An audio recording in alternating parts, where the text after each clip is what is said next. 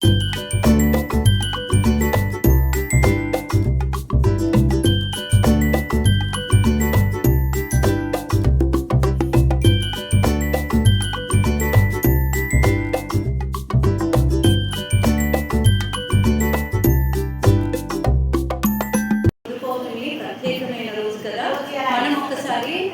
జన్మనిచ్చిన తల్లిదండ్రులను గురువులను స్మరించుకోవాలి. వాళ్ళని స్మరించుకోవాలి అని అంటే నేను ఇప్పుడు ఒక లైన్ చెప్తాను, అది నాతో పాటు చెప్పండి. మాతృదేవో భవ, పితృదేవో భవ, ఆచార్య దేవో భవ.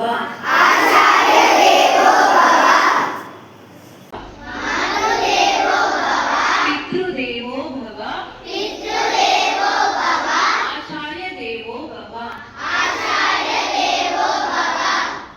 ఈ రోజు చాలా గొప్ప దినం. గొప్ప అంటే చాలా ప్రత్యేకమైన రోజు. ఈ రోజు గురు పౌర్ణమి, గురు పూర్ణిమ ఏదైనా అనొచ్చు. గురు పూర్ణిమ, గురు పౌర్ణమి.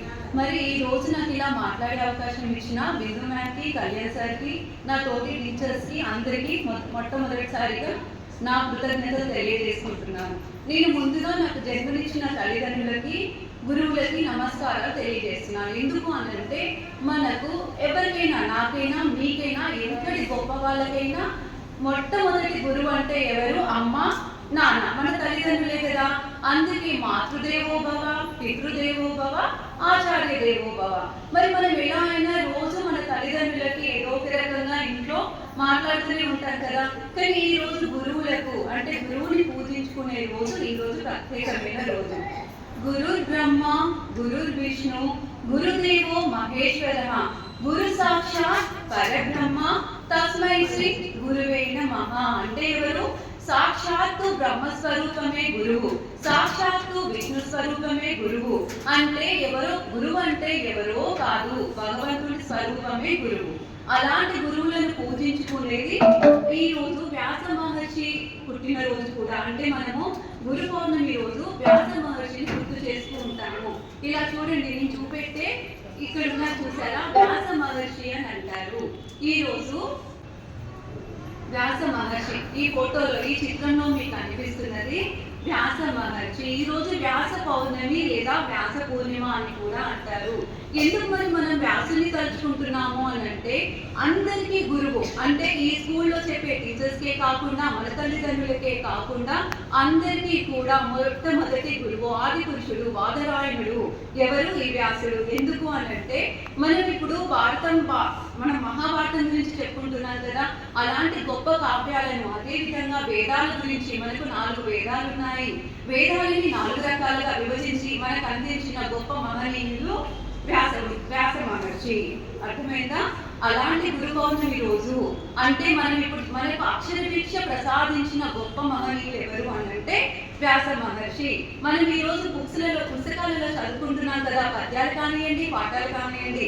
మరి మేము చదువుకొని, మేము నేర్చుకొని మీకు చెప్తున్నాము అని అంటే ఇది మా సొంతంగా రాసుకున్నది కాదు. ఇది మనకు వ్యాస మహర్షి అందించిన చాలా గొప్ప ఆస్తి అని చెప్పొచ్చు, ప్రాపర్టీ అని చెప్పొచ్చు. ఓకే, ఈ వ్యాస మహర్షి రాసేనే మహాభారతము, 18 పురాణాలు. ఇంకా మీరు ఇప్పుడు చిన్నపిల్లలు కదా, ముందటి క్లాస్లో నేను మీకు తెలియజేస్తాను, అష్టదశ పురాణాలను కూడా వ్యాస మహర్షి ఇచ్చారు. మరి అసలు గురువు అంటే ఎవరు?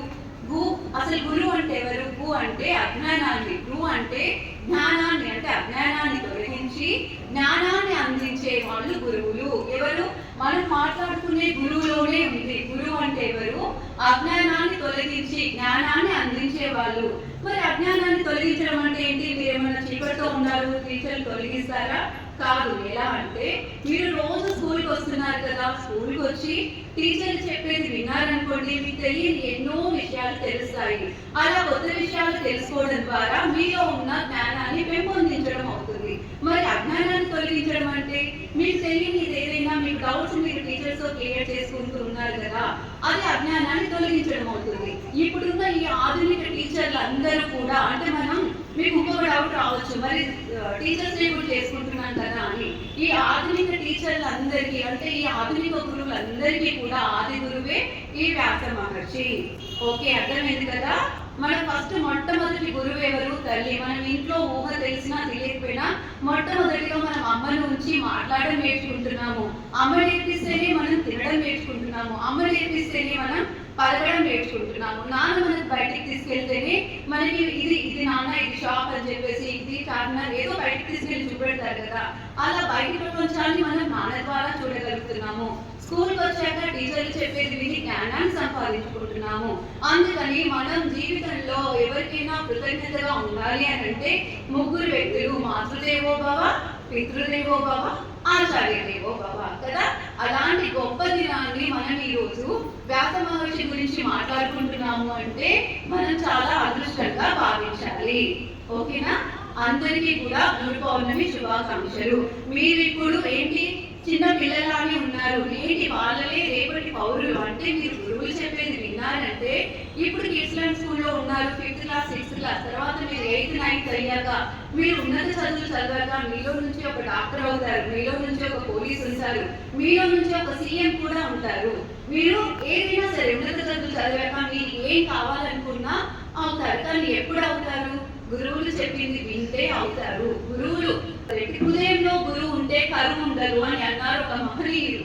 హృదయంలో గురువు ఉండడం అంటే ఏంటి అంటే రోజు గురువు చెప్పింది వినాలనుకోండి, కరువు ఉండదు అంటే మీకు ఎలాంటి కష్టాలు కూడా రావు. అంటే ఏదైనా డౌట్స్ వస్తే మీకు క్లియర్ చేస్తారు కదా.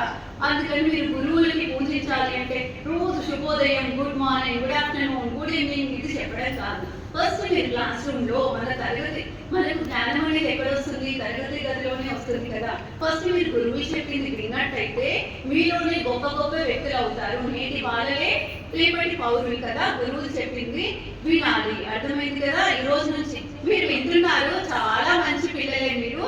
కానీ ఇప్పటి నుంచి కూడా గురువులు చెప్పింది విని నేర్చుకొని మీలోనే మీ పిల్లల్లోనే గొప్ప గొప్ప పోలీసులు ఉన్నారు, డాక్టర్లు ఉన్నారు, సీఎంలు అవుతారు, మీ నుంచి అవుతారు కదా. Okay, thank you.